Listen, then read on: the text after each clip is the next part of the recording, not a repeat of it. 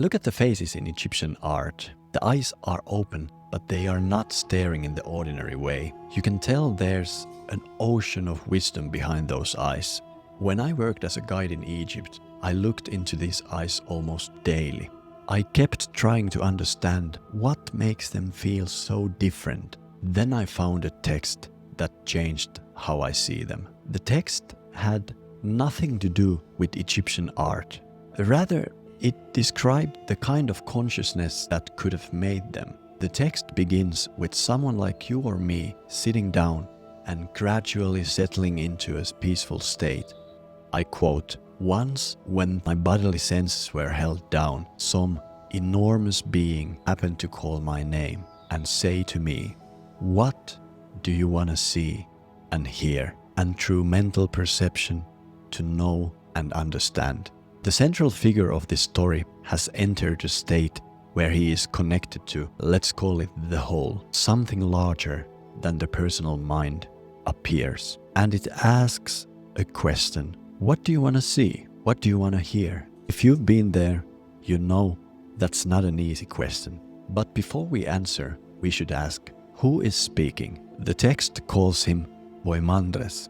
For centuries after the appearance of this text in the Middle Ages, Poimandres was understood as a Greek name, usually translated as the shepherd of men. And on the surface, that reading made a lot of sense. A shepherd guides, he watches over, he knows the path through dangerous ground. And in the text, this being does exactly that.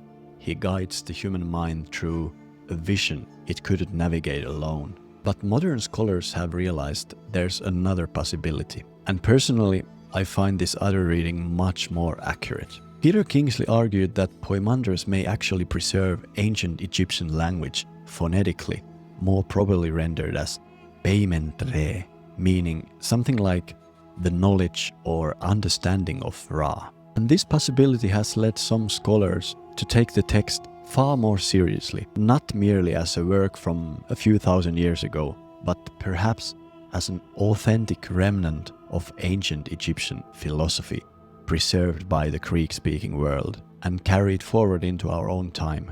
This also explains why many have assumed that the figure receiving the vision must be Hermes. The text has traveled for centuries inside Hermetic collections, but the text itself never says this. It never names Hermes at all. The one who receives the vision could just as easily be any human being, you or me, and I think that changes the whole feeling of the opening. The voice speaking is not simply a shepherd, it's Ra, the solar intelligence, if you will, at the center of Egyptian religion. And Ra is not simply a sun god, as many think. In the Egyptian imagination, Ra is the power by which the world appears, symbolized by the sun that makes the world visible every morning. Darkness withdraws, life wakes up, order returns. This is why Ra is so important for understanding consciousness. The sun is a universal symbol for awareness. Most wisdom traditions around the world agree. Now the opening becomes more precise. The bodily senses become quiet. The ordinary mind is lifted beyond its usual level. The intelligence behind the experience is waiting there with answers, asking us, what do we want to see and hear? Or what would you answer? This ancient Egyptian meditator wants to know what's real. He wants to understand the nature of what exists. He wants to know God. I'm with him. And Ra answers with vision.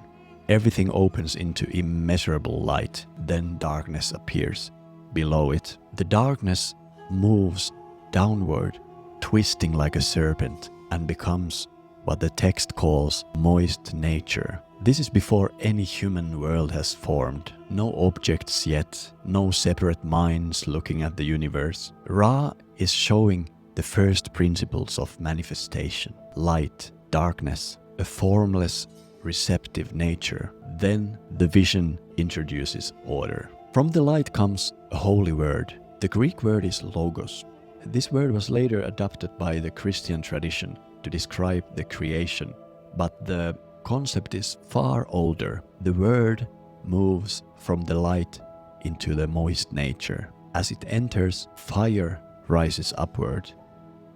A world has not yet appeared as things. The conditions for the world are beginning to form. Ra is describing a process inside consciousness before experience has become our familiar universe. Then Ra moves to the stranger question. Where does the human being belong in all of this? We have to be careful with that word. Human being here doesn't mean a person like you or me.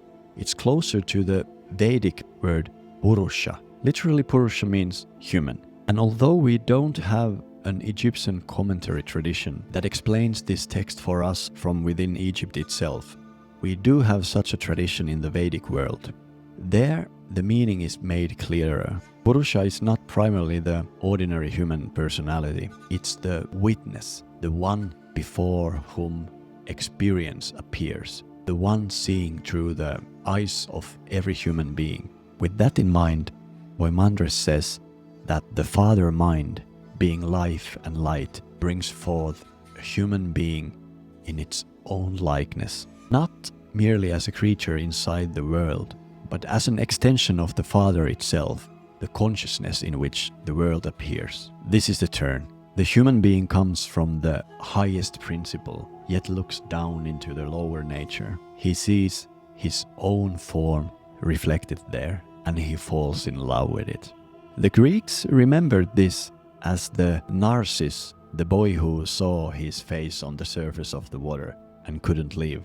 That's how embodiment begins. The human being enters nature, and nature receives him. From that moment, he belongs to both worlds. He carries the light of mind. He also lives inside the formed world. This is why the human being is unique in this text. He can forget himself in nature, and he has the potential to remember where he came from. But before he can remember, he forgets, as we do. Poimandres now describes how the forgetting happens. The human being who comes from the mind descends through 7 layers as he enters nature. The text names them as planetary powers. In practice, they are the powers that make consciousness feel like separate human life. Each layer adds a new way of being, pulled outward. This is the same idea I talked about in my video about chakras. But here, Poimandres gives the Egyptian version. The witness enters nature. Nature gives him body. Through that body, the 7 powers begin to act. This is how the reflection becomes a world. The light remains, now it sees through layers. And once it sees through layers, it begins to identify with that what appears inside him. A desire arises, and the human being says, "This is me."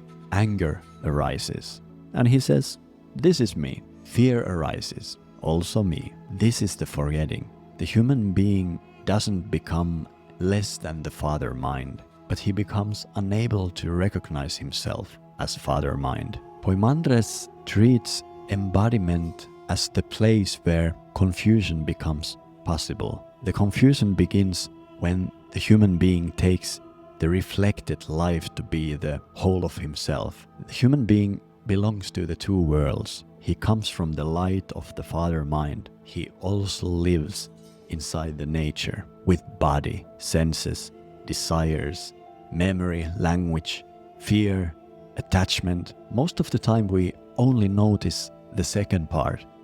And this is why the ideas of this text may feel strange to us. It doesn't begin with morality as many people might expect from a text that could be considered religious.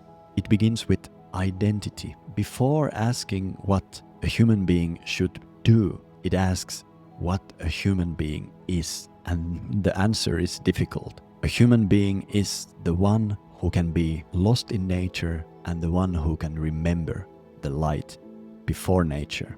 Many of the people who study with me use Poimandres as a daily text. And the most wonderful thing about this text is that it gives you a daily spell or prayer, if you like. You can say at your home altar, before practice, or whenever you feel like remembering the teaching. It goes like this: Holy is God, the Father of all. Holy is the one whose will is fulfilled through his own powers. Holy is the one who wishes to be known and is known by his own. Holy are you who formed all things through the Word. Holy are you from whom all nature was born as image. Holy are you beyond every power. Holy are you beyond every praise. You whom we address in silence, the unspeakable, the unnameable. Receive this offering from a heart and soul reaching toward you.